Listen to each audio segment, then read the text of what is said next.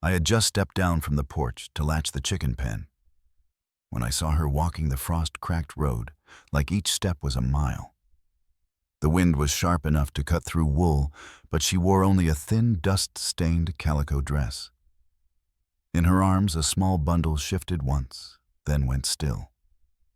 She stopped at my gate straight-backed, though her knees trembled, and raised one hand to knock against the post. The sound was so faint I almost thought I imagined it. I didn't move, not right away, because no one came this far unless they were lost or being hunted. Before I tell you what happened next, let me know where you're listening from in the comments, and tap like and subscribe if you've ever been faced with a choice that could change everything. My name is Jonas Hale, and I've worked this patch of land on the outskirts of Cinderbrush for going on 12 years. I bought it after the war when the noise in my head was too loud for town and the open range seemed the only cure. Built the house and barn myself, plank by plank, with my wife beside me and a cradle waiting upstairs. For a while we thought we'd beaten the odds, good soil, steady seasons, and a future we could hold in our hands. Then the fever came one hard winter, and within a week both she and our son were buried under frozen ground. After that, I spoke little, worked alone, and let the years go by in the same gray rhythm. Life out here teaches you to take care of your own, to keep your word, and to lend a hand when the Sabbath bell rings for a neighbor in need. We traded in work more than coin, patched our clothes twice before replacing them, and stretched coffee grounds to the last cup. That was the way of it in Cinderbrush, simple, quiet, and honest. But just beyond the basin, men with money from the railroads and city banks had other ideas. They bought land they'd never walk, sent hired hands to fence water holes, and pressed claims on ranches when a season went bad. Folks like me kept our distance from that world, knowing it could strip a place bare faster than drought. Still, trouble has a way of finding the last quiet corners. I'd grown used to the sound of nothing but wind through the slats and the lowing of cattle in the far pasture. So when I saw that woman on the road, carrying a child too still for comfort, I knew something was about to change. She wasn't begging, her stance said as much, but there was a weight in her eyes I recognized from the war. The kind that stays when the body makes it through, but the rest hasn't caught up. I stepped toward the gate, my boots crunching over frozen dirt, wondering what sort of storm she'd walked through to end up here. And just as I reached for the latch, she spoke. The woman's voice was hoarse when she spoke, as if the words had been waiting behind her teeth for too many miles. She said her name was Ida Brooks, and the boy in her arms was Cal. She didn't ask for shelter, not even a drink of water. She said she could work, milk cows, cook men, clean stalls, whatever kept her son fed. The wind cut between us cold enough to sting, but she stood there like the ground itself had rooted her. I opened the gate and told her she could bed down in the barn, where it was dry. She stepped past without a word of thanks, just a slight nod as though we'd struck a fair bargain. Inside, I lit the lantern that hung from the doorpost, its glow spilling over stacked hayfeed sacks and a rough cot I used in calving season. She knelt to lay Cal down, tucking the thin blanket close before sitting beside him against the wall. The light showed the hollow in her cheeks and a bruise along her jaw, her hair pinned back any way it would stay. I brought her 2 wool blankets and a chipped bowl of boiled potatoes. She broke off small pieces for Cal before eating any herself, her movements careful and steady. The next morning, frost lined the barn roof and stiffened the ground underfoot. I found her already sitting upright, eyes open before mine. Cal slept curled into her side. When I asked if she'd eaten, she said there was a little left from the night before, but she could use water. I fetched a canteen and a bowl of oats.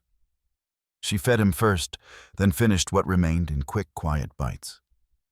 As the sun came up, I noticed her limp. When I asked, she said a wagon axle had snapped 3 towns east, and she jumped to catch Cal before the wheel rolled over him. She hadn't landed well. A man with a team gave her a ride part of the way toward Oxbow, but she left on foot when his talk turned to things that weren't directions. Her voice didn't shake when she said it, but her eyes told me enough. We spoke little that day. I told her about the cows, 2 milkers due to calve come spring, and the work to be done. She said she could manage it. By mid-morning, she had tied her hair back tighter and was rolling up her sleeves at the wash basin. Cal lay wrapped on a blanket near the fire pit behind the house, a small rabbit doll at his side. She scrubbed the laundry with red hands, pausing only to check on him. I watched while splitting logs. She wasted no movement, and her shoulders carried a kind of strength I knew born from the need to keep going when there's no one else left to do it. That night, I set 2 plates at the table. She sat without hesitation, feeding Cal before herself. The silence between us wasn't uneasy. It was the kind you earn after long days and hard work. Later, as she sat by the hearth with her hands raw from lye, she asked if I'd had family once. I told her about my wife and son gone 6 years now. She nodded, then said Cal had lost a brother and sister in the same week, fever, taking both before help could reach them. She had been moving ever since. I gave her another blanket before she settled him near the stove for the night. The days took on a rhythm: chores at first light, the smell of wood smoke and coffee in the kitchen, the sound of water breaking over ice at the pump. Cal grew steadier on his feet, clutching at chair legs as he crossed the rug.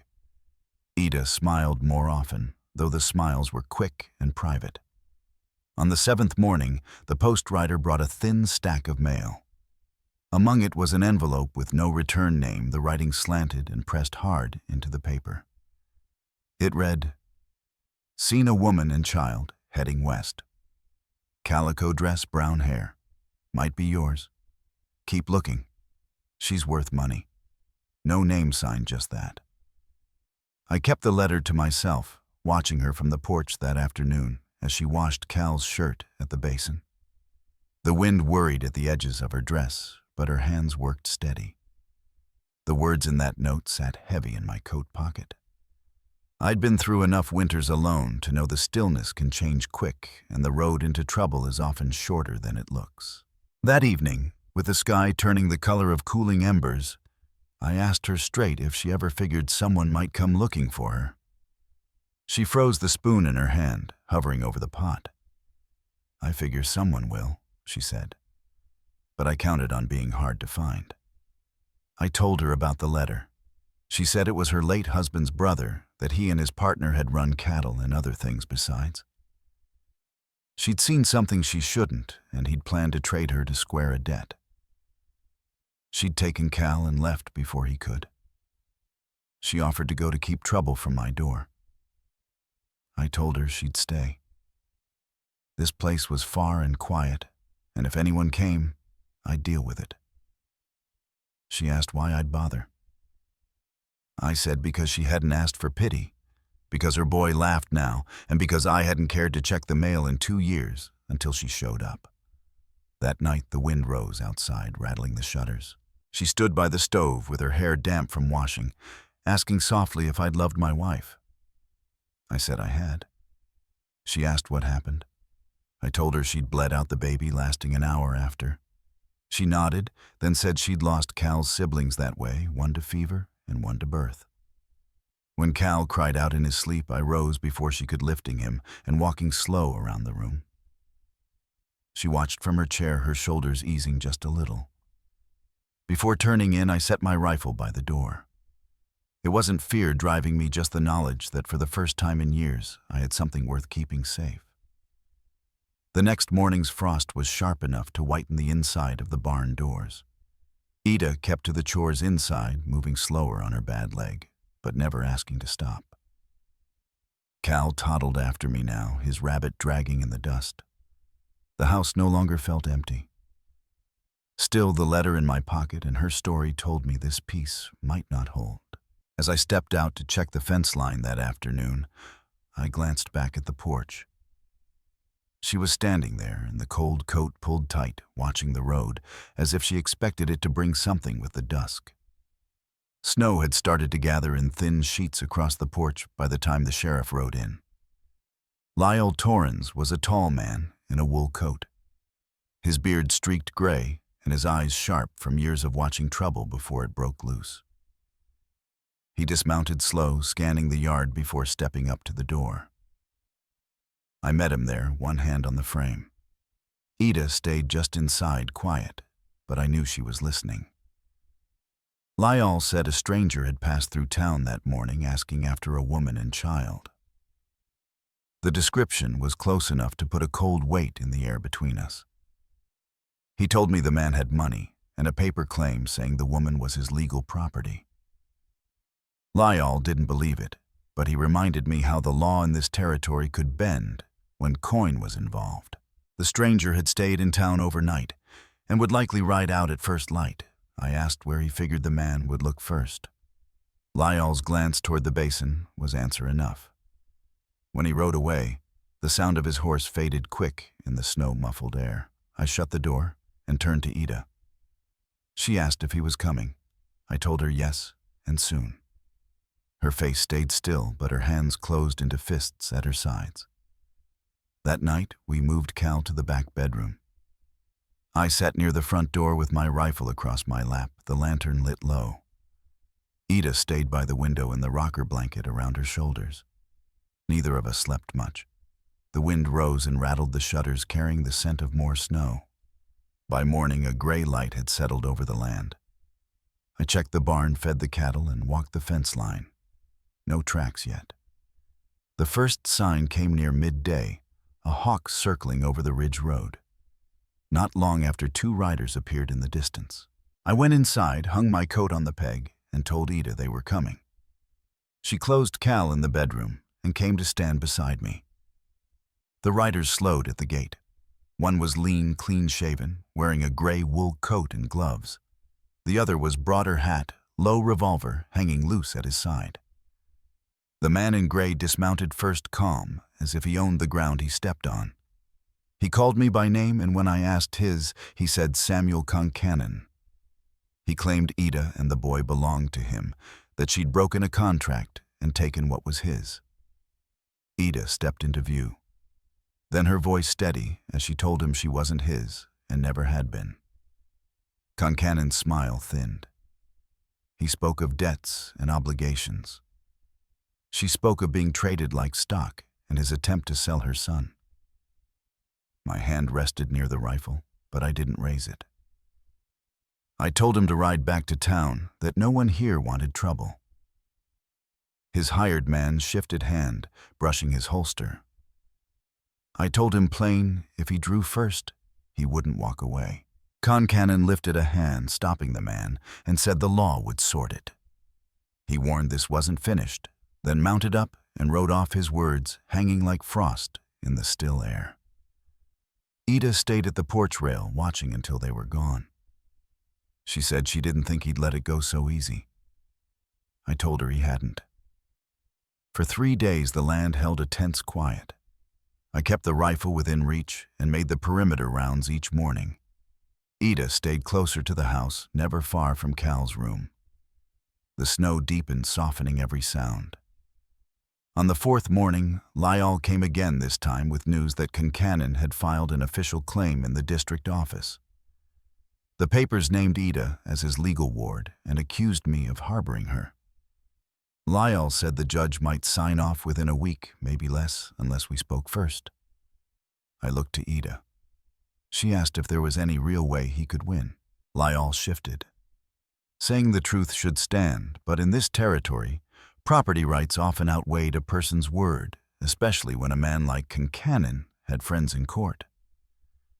She asked if escaping him meant he could still pull her back with ink and lies. I told her not if we stood before the judge ourselves. Lyall warned it was risky, but said he could stall for 3 days if we meant to try. After he left, I told Ida she didn't have to do it. The court wasn't a kind place. She said he'd taken everything from her but her name, and she meant to keep that part. We'd ride in the morning. That night, she packed Cal's things, pausing with the small rabbit doll in her hands. She asked if I thought they'd believe her. I said I did, and that was enough to start. By dawn, the snow had stopped, leaving the ground hard and bright under a pale sun. I wrapped Cal in an extra blanket and settled him between us in the saddle. Ida rode behind my old army coat around her shoulders, her eyes fixed on the road ahead. The ride to town was cold and quiet, our breath visible in the air. We didn't speak much. There wasn't anything left to say. Cinderbrush's courthouse was a single room at the back of the bank building, its walls lined with shelves of ledgers and a stove burning low. The Judge Ambrose Lott sat behind the desk, his gaze shifting between us and Concannon, who was already there with his 2 men. Lyall met us at the door, leaning in to say the judge was fair enough, but listened hard when money spoke. Concannon presented a folded stamped contract saying Ida had broken her agreement, taken the child and fled. The judge asked Ida to respond. She stepped forward saying she had signed for labor not to be bought and sold. She told how they beat her, starved her boy, and tried to trade her outright. She said she hadn't run from a contract, but from being treated as property. The judge asked for witnesses. She said no, but that she had scars and a child who had been wasting away. I told the court that when she came to my gate, the boy could barely stand. She'd offered work, not asked for handouts, and had earned her keep every day since. Concannon argued she had no proof. Ida told the judge she had her son and would die before handing him over to a man who saw him as leverage. There was a long pause before the judge leaned back and asked if Cal was her blood. She said yes, and that no court had ever granted Concannon custody. The judge set the paper aside, stating this court did not recognize ownership of persons and denied his claim. He warned Concannon that any attempt to reclaim them without legal standing would bring charges of harassment and fraud. Concannon's face was tight as he left without another word. Outside, the wind was softer, the sun breaking through thin clouds. Cal stirred against Ida's shoulder, waking slow. As we mounted up for the ride home, she asked if I thought Concannon would come back. I told her not after that he'd lost his leverage. She nodded, saying she'd never won anything before. I told her this wasn't about winning. It was about surviving. And now, she could live. We rode out of town with the light behind us, the snow along the fence lines gleaming as if it had been waiting for us to pass. Back at the ranch, the air felt lighter. That night, I set 2 plates at the table without thinking. She sat across from me, not quite smiling, but close. She said she'd never found a place where she didn't have to keep 1 foot out the door. I told her she didn't have to anymore.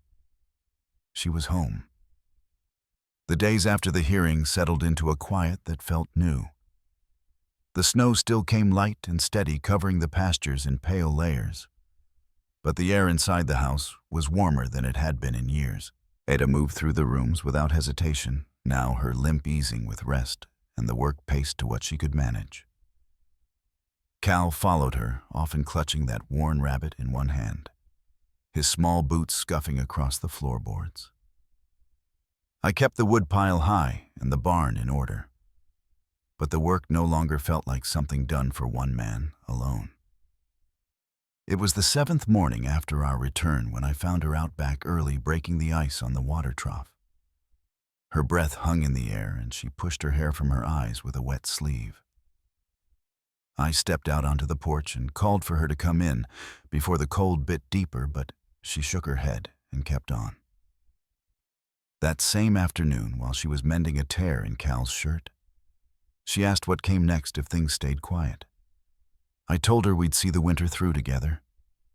She paused in her stitching, as if weighing the words, then nodded without reply. The wind changed 2 days later, coming down from the high ridge with a sharpness that told of weather to follow. I was working the front fence when I noticed her standing in the doorway, coat pulled tight, watching the road. She said she couldn't help checking now and then, even with Concannon gone from the basin. I didn't fault her. Tracks in fresh snow can tell their own story, and some you want to read before the last page is written. That evening, I brought in the last of the split wood. She was at the stove, the smell of beans and cornbread filling the kitchen. Cal sat on the rug stacking the pine blocks I'd shaped for him earlier in the season. As I passed the window, I caught movement on the far ridge, a lone rider too far to make out turning back before the slope. I didn't mention it, but I kept it in mind.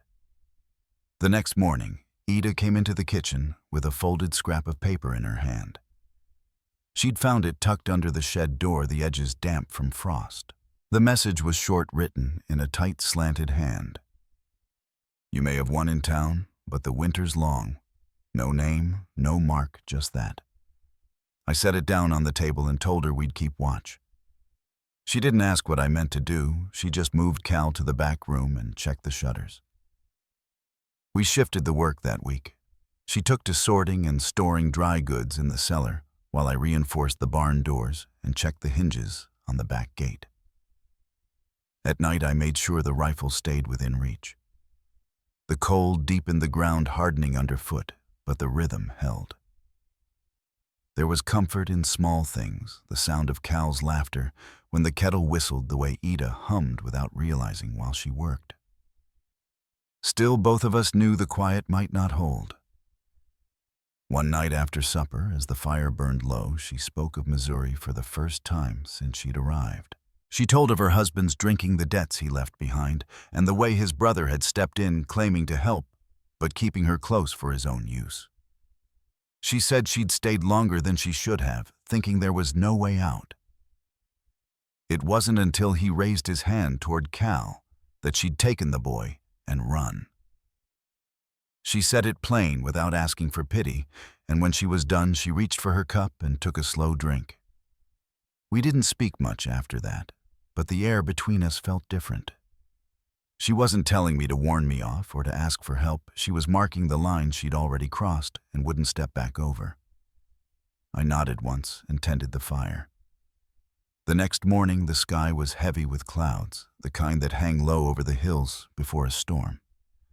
I brought in water and set extra feed in the barn. She was at the table showing Cal how to fit 2 blocks together, her hand steady. By mid-afternoon, the first snow had started, fine and dry, drifting against the porch posts. I heard the faint creak of the gate and stepped to the window. No one was there, just the wind pushing it open. I latched it again and stood a while, looking out across the pasture. The horizon was hidden behind the white, but the sense of being watched hadn't left since that note appeared.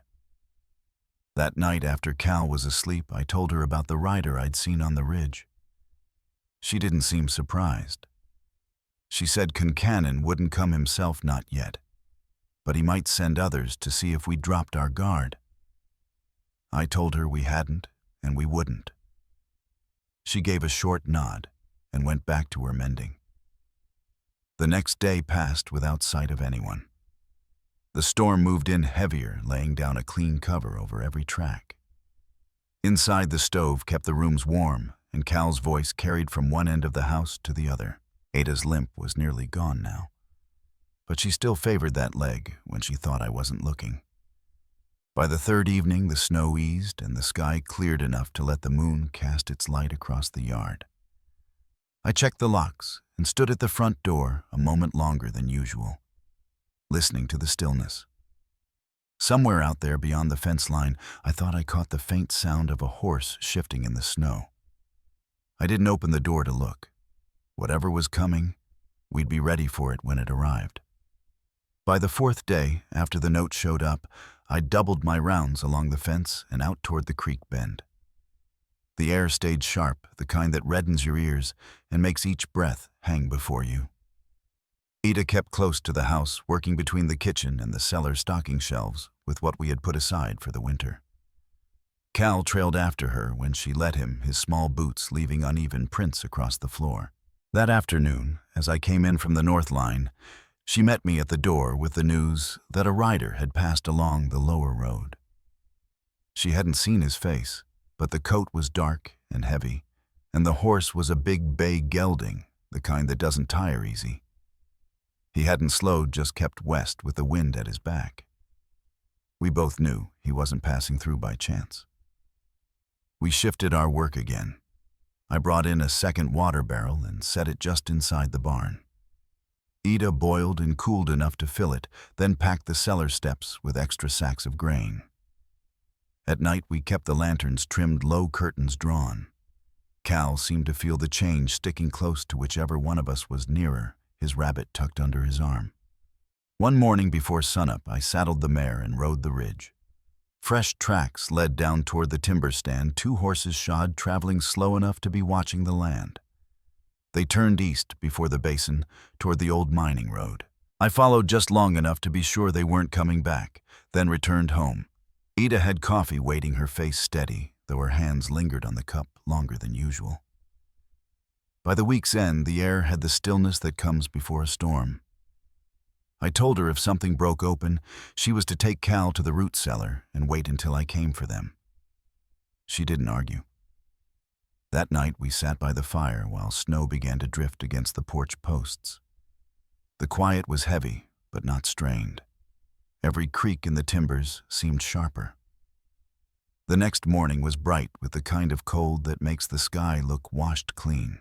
I was splitting kindling out back when the crunch of hooves carried across the yard. Ida stepped out onto the porch, and I saw them, a pair of riders easing up the road, stopping short of the gate. The first was the same broad-shouldered hand who'd ridden with Concannon before. The second was a man I didn't know, thin-faced, his coat collar turned high. I walked to the fence, keeping my voice even as I asked their business. The broad one said they were looking for winter work, but his eyes stayed fixed on the house. I told them we didn't need extra hands. The thin one smirked and said it was a shame, seeing as a certain friend of theirs was willing to pay for word of a woman and child. I didn't move closer, but my grip on the post tightened. Ida had stepped back inside, though I knew she could hear every word. I told the men they'd best be on their way before the weather turned. The broad one leaned forward in his saddle as if weighing whether to push the matter. Finally, he gave a short nod, and they turned back down the road, slow enough to show they weren't done. Inside, Ida asked how soon I thought they'd return.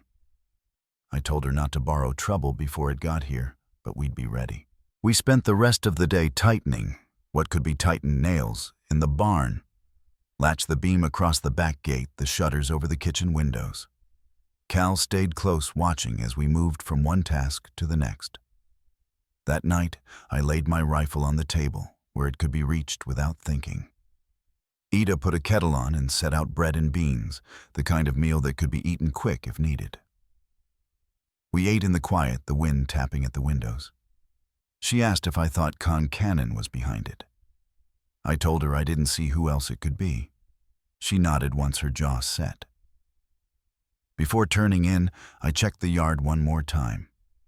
The moon was high, casting light over the snow-packed ground. In the distance, past the last fence post, a dark shape moved along the ridge before disappearing into the timber.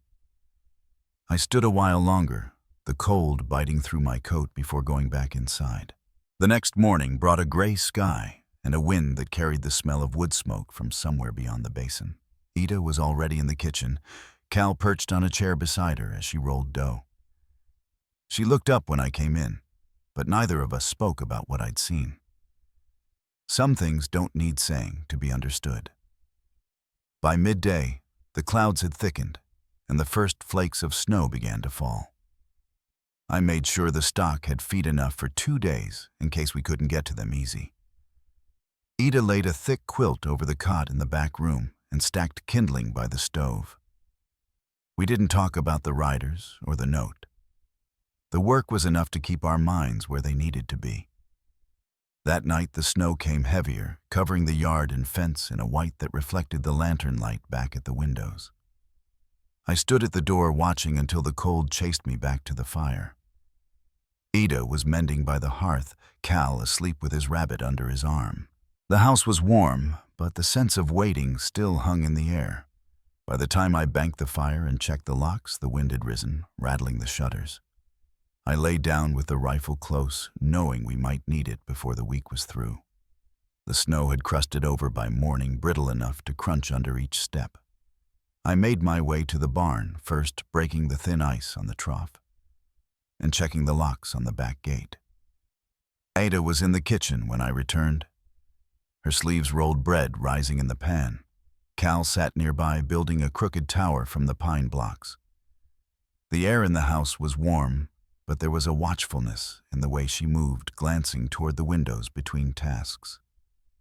We didn't speak much over breakfast. After the meal, she carried flour and beans down to the cellar, stacking them neatly on the shelves.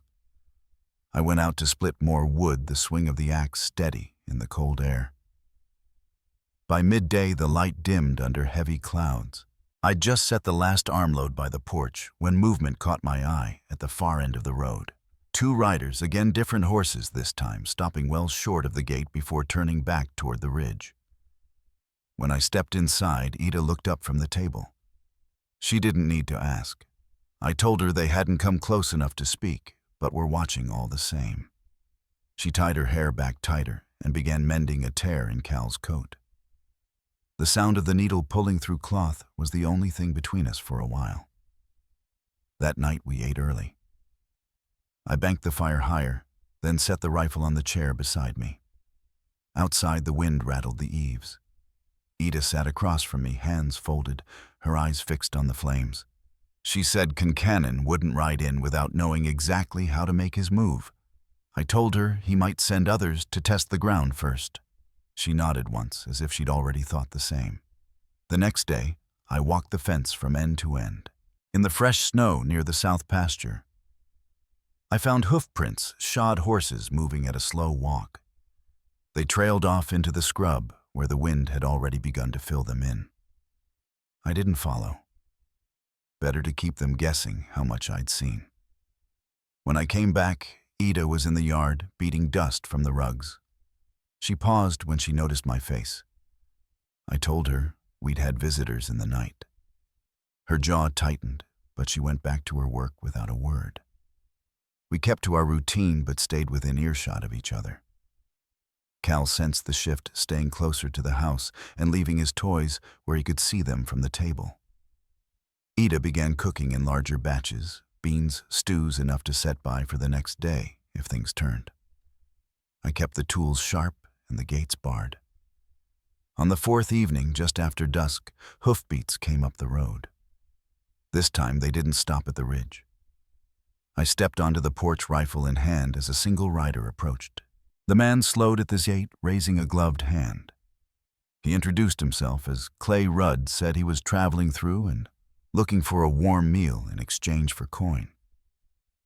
His voice was easy, but his eyes kept flicking toward the barn and the house beyond me.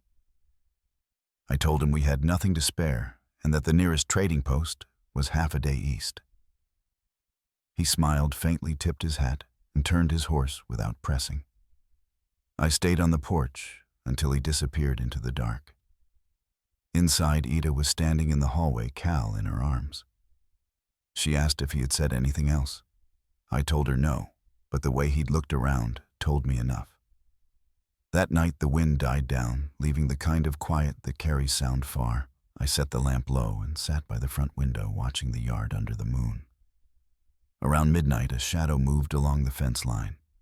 It didn't cross. Whoever it was turned back toward the ridge, leaving no more than a line of prints behind. By morning, the clouds had cleared, and the cold bit sharper than before. Ida was already up, wrapping Cal in his coat before setting him down with his rabbit. We spoke briefly about what to do if someone tried to force their way in. She would take the boy to the root cellar and wait until I called for her. She didn't argue the point, and neither of us pretended it wasn't necessary. We spent the day readying the place, water drawn, and set inside wood piled by every stove, extra feed in the stalls. As night fell, I checked the rifle one last time, then set it by the chair near the door. Ida lit the lamp over the table, the small flame throwing a soft glow over the kitchen. Cal fell asleep quickly, the rabbit tucked under his chin. When the house had gone still, I stepped to the window again. In the distance, just at the edge of the basin, a lone figure sat on horseback, unmoving against the pale snow. We watched each other for a long moment before he turned and vanished into the dark. By the time the next day broke, the cold had settled deep enough that each breath hung in the air like smoke.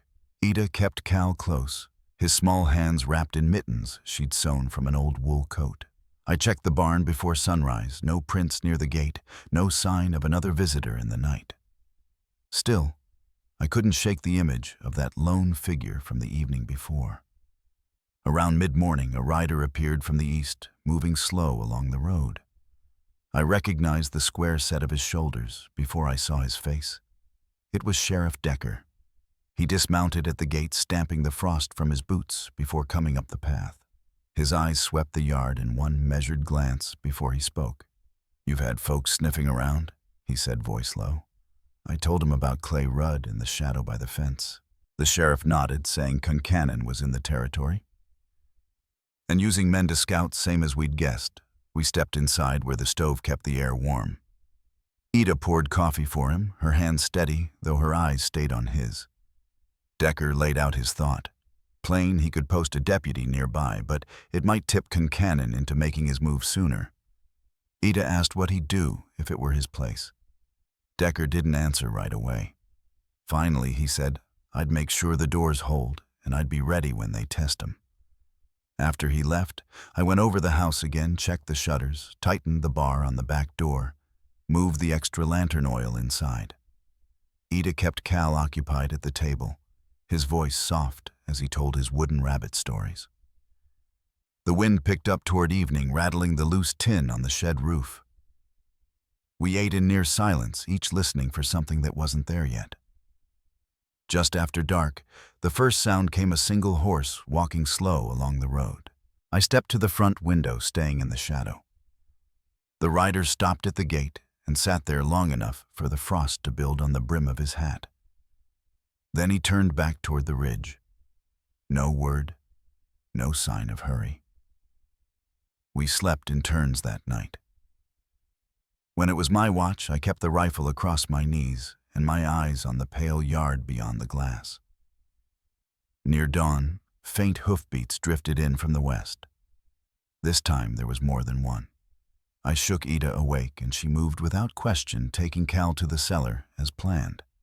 I slipped out the back door, circling to the barn, where I could see the road without being seen. 3 riders came into view, leading their horses slow. They stopped short of the gate, talking low among themselves. One pointed toward the house, another laughed short and sharp. They didn't try the latch. Instead, they turned their mounts and rode back the way they'd come, their tracks cutting clear through the snow. When I came inside, Ada was already in the kitchen, her arm around Cal. She asked if it was over. I told her no, not yet. We both knew this was measuring Concannon's way of deciding how much force to bring. The day passed without another sighting, but the quiet pressed heavy. Toward late afternoon, Decker returned, bringing word that a court circuit judge would be in town by week's end. He said it plain, if we had something to lay before the law, that would be the time. Ida's eyes narrowed at that, and I could see her working through what it meant. We saw him off at the gate, the sun low behind the hills. As his horse disappeared down the road, a wind swept across the yard, carrying the smell of snow. Ida stood beside me a moment longer, her hand light on my arm. "It's coming soon," she said, not as a question, but a certainty. That night I set the rifle by the door again. The lamp burned low, throwing long shadows across the walls. Somewhere out past the ridge, a wolf howled, and the sound carried on the cold air until it was swallowed by the dark. Morning came gray, and still the kind of cold that makes the air taste like iron. Sheriff Decker rode in with 2 deputies just after sunup, their horses blowing steam in the frosty light. Behind them a wagon rolled slow, carrying Judge Alden wrapped in a heavy wool coat. The sound of those wheels on the frozen ground was steady as a heartbeat. We all gathered in the yard, me, Ida, and Cal, while Decker laid out the charges. Concannon stood with 2 of his men, their hands bound, their faces drawn tight. The judge's voice carried clear in the thin morning air, each word deliberate, leaving no room for misunderstanding.